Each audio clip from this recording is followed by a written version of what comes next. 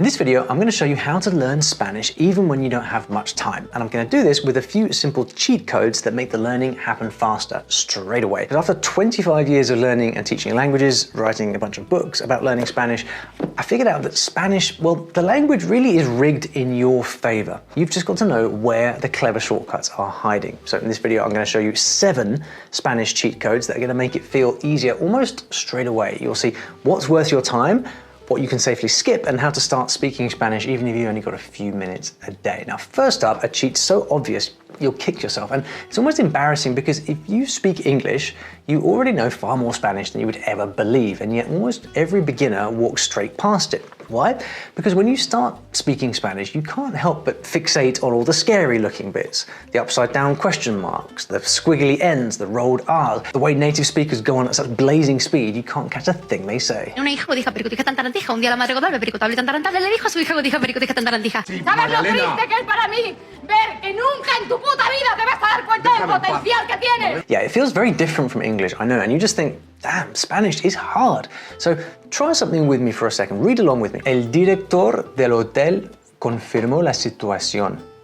Había un cocodrilo en la piscina. Did you understand any of that? I bet you did. The hotel manager confirmed the situation. There was a crocodile in the swimming pool, which means, congratulations, you have just read some Spanish. Also, terrible hotel, 1-star review from me. Now, this isn't random luck. English and Spanish overlap far more than people think. They share huge amounts of vocabulary, which is what we call cognates. And Spanish is kind enough to label these for you because the endings of words follow patterns, reliable patterns, which means you can literally convert English into Spanish. Watch this. Take any English word ending in T-I-O-N, so ambition, sensation, revolution. Now swap that ending for C-I-O-N in Spanish. Ambición, sensación, revolución. That's Spanish. Now what about TY words like curiosity, reality? Well, these endings become dad in Spanish. Curiosidad, realidad. And the LY words, how you do something, these adverbs perfectly, drastically, you just add mente. So perfectamente, drásticamente. See what just happened here? You didn't learn 3 words, you learned 3 patterns. And each pattern is worth hundreds, sometimes thousands of words. And that's a frankly ridiculous amount of Spanish that you've just unlocked without memorizing a thing. Learn the patterns, spell out an English word, swap the ending, and 9 times out of 10, you'll be right. It won't always be perfect. The odd one will trip you up. There are exceptions. But as far as cheat codes go, for a busy beginner, this is the closest thing to free Spanish you will ever get. And instead of slogging through random word lists, you'll be reverse engineering Spanish from words that you've known your whole life. And this whole idea that you can understand things without forcing it is at the heart of how I teach languages at Story Learning. I teach languages through stories, and the stories that I write are chock full of these familiar words early on purpose, so that you see them and learn a lot of words very easily from the very first page. And to give you a taste of exactly what that feels like, I've put together a free short story in Spanish for you called La Última Aventura, and it comes with audio as well, so you can read and listen along. I actually walk you through how to use it step by step, so you'll very quickly get the hang of it. You can grab this for free by scanning the QR code on the screen, or there is a link in the description. So now you've got a ton of useful Spanish words. Excellent. And then someone comes along and decides to ruin your day with another word, conjugations. Yep, good old verb conjugations, everyone's favorite thing in Spanish. And that's when you have to change the ending of the verb. Now, listen, I get it. English verbs are very lazy in comparison, right? I speak, you speak, we speak. It's not exactly rocket science, is it? You just add an S for the third person, so she speaks. That's as much as our verbs change. That's it, you're done. Mentally, at least, that's about it. Then you look at Spanish, and one single verb looks like hablo, hablas, habla, hablamos, habláis, hablan. That's 6 forms just to say speak. Remember tenses? Well, tenses are when things happen, right? Past, present, or future. So do I speak now, tomorrow, or in the past? Well, you take these 6 forms that we just looked at and multiply that by 18 tenses. Yeah. Tea, anybody? But look, wait, before you quit, let's pull the emergency brake, because that massive maths problem is a trap that you don't need to walk into. You don't need hundreds of verbs at the start. You don't need giant conjugation tables. They're there if you go looking for them, but you don't need them. Instead, you just need 4 incredibly useful starter phrases that let you bolt an action onto the end. Quiero, puedo, tengo que, hay que. This is want, can, have to, and must. Think of them like 4 little engines. You start with the one you need, and you simply add the action you want on the end of it. No conjugating required, and you'll be able to say thousands of things. Let me show you how it works. If you want something, your engine is quiero. Quiero hablar con el director. I want to speak to the manager. If it's possible to do something, use puedo. Puedo ayudar. I can help. If you have to do something, it's tengo que. Tengo que salir de aquí. I have to get out of here. If something simply needs to happen, your engine is hay que. Hay que capturar el cocodrilo.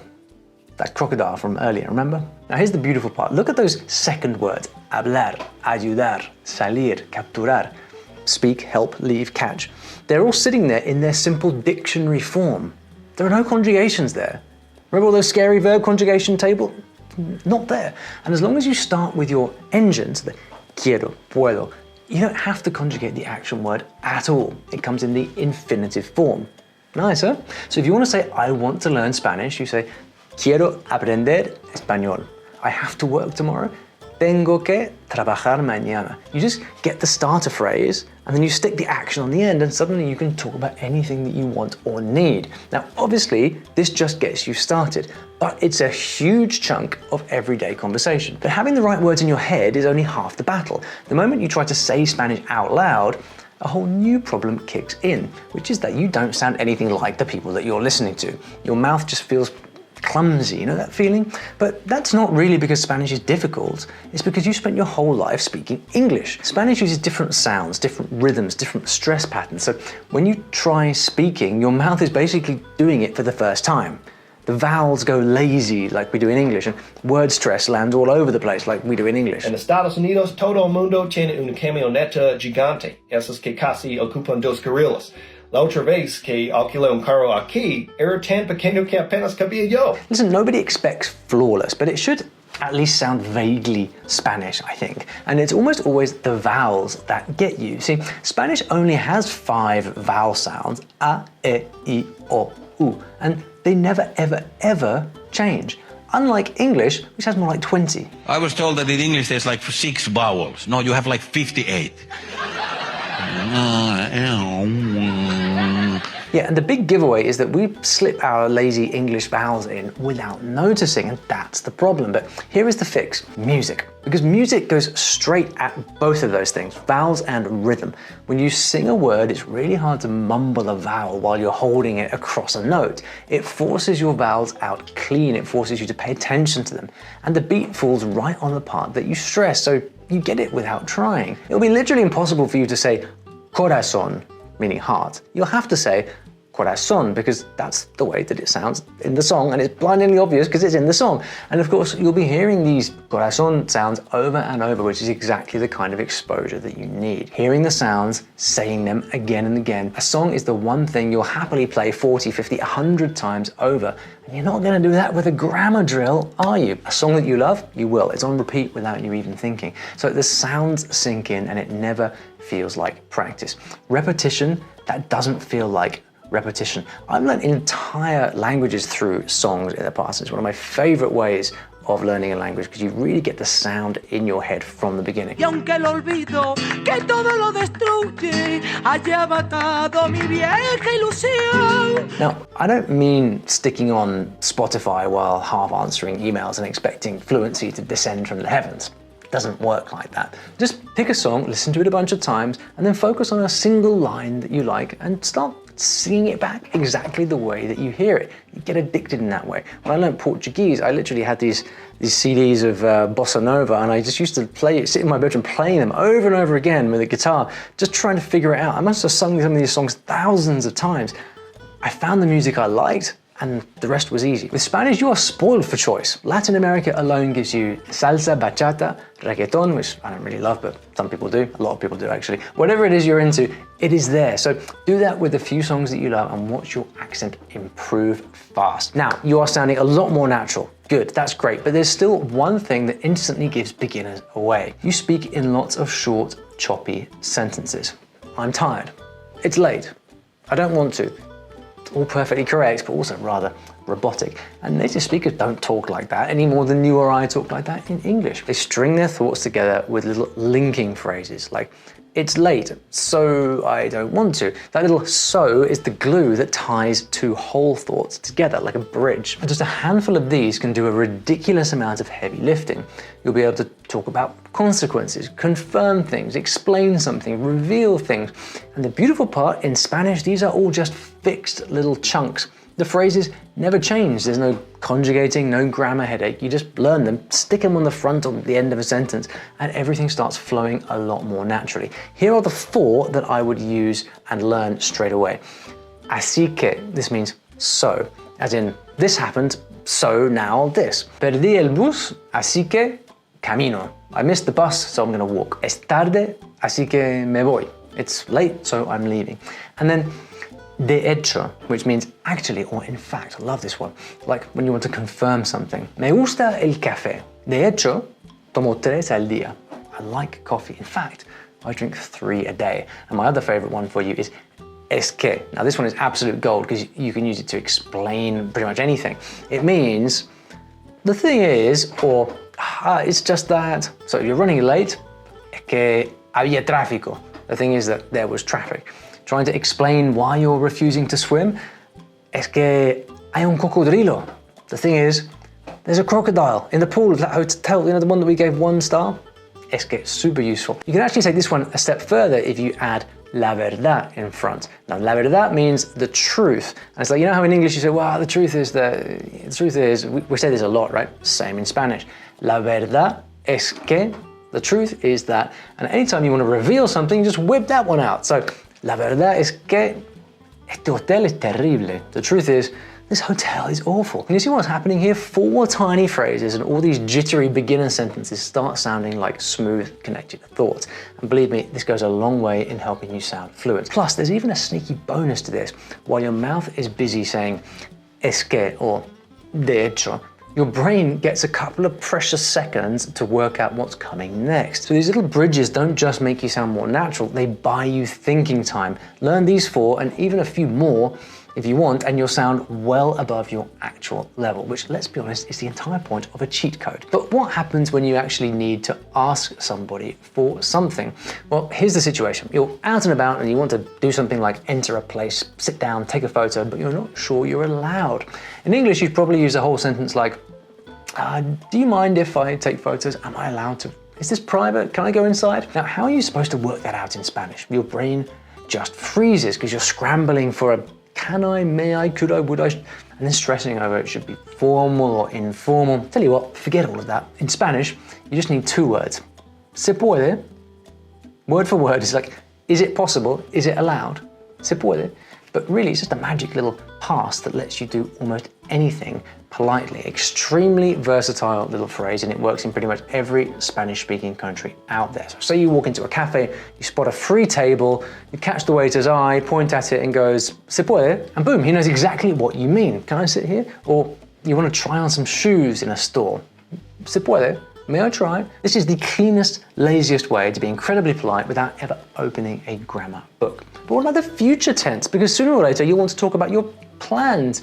Where you're going for dinner tonight, what you're doing tomorrow, holiday plans. I'll be taking a trip down south. Trust me, a lot of students get stressed here because textbooks give you a bunch of different rules for the future tense, which usually leads to total brain panic. You try to say, we're gonna eat, so we're gonna eat in the restaurant tonight, but you overthink the grammar and we are going to eat. The outcomes, nosotros vamos a comeremos, which is basically we will eat.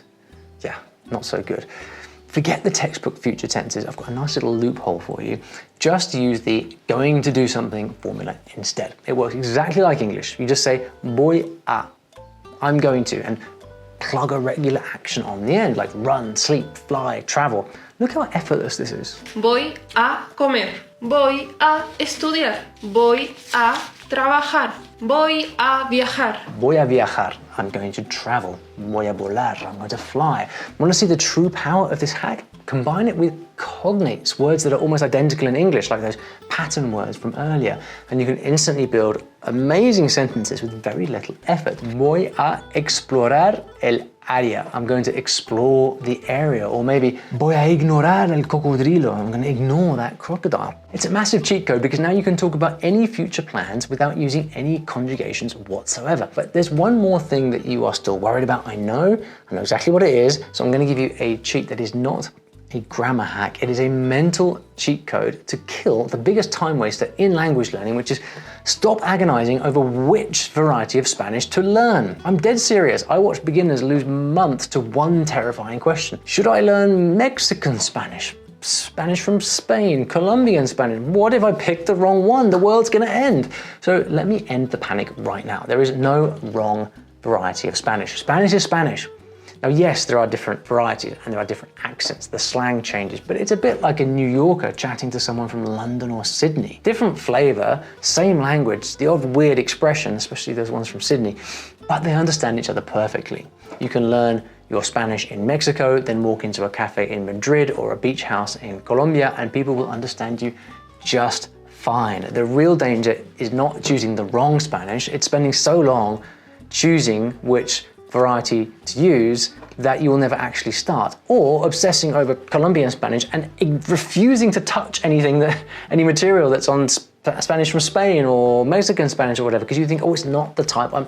Just don't worry about it. Forget hunting for the perfect dialect. Just set out to get as much exposure as possible, wherever you can find it and whatever resource is in front of you.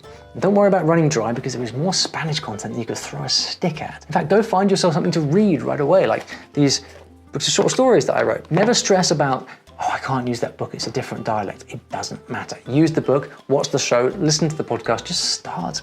And if you want to spoil yourself with an endless supply of amazing stories at your exact level, you could always try my brand new story learning app and get cracking, link in the description. Because every month you spend worrying about dialects is a month that you could have spent speaking Spanish, and whether you call it a cocodrilo, a caiman, or a yacaré, a crocodile is still a crocodile. But now you've got 7 cheat codes to help you deal with it. So there you go, grab your free short story in Spanish to get you started, then pick one of these cheat codes and actually try using it today. And if you want to see exactly how I would go about learning Spanish from scratch, start to finish, if I had to do the whole thing over again, then that's all in this video. So go and check that out right now.